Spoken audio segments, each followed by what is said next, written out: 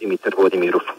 Частично е възстановено движението по първокласния път Перник-Юстендилово, така между Цървенино и Драгомирово. Трафикът там е двупосочен.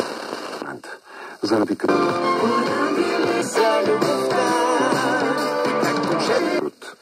буря със силен вятър, дъжд и градушка върху тях Хасково, информира кореспондентката ни там Дора Атанасова.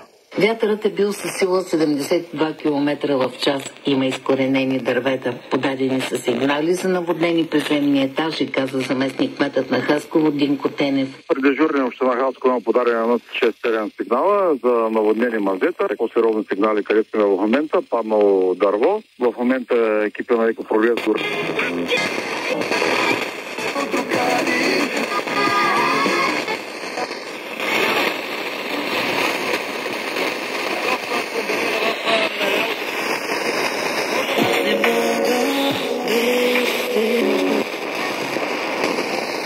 От Хасково Дора Атанасова. Прогноза за времето от Красимир Стоев.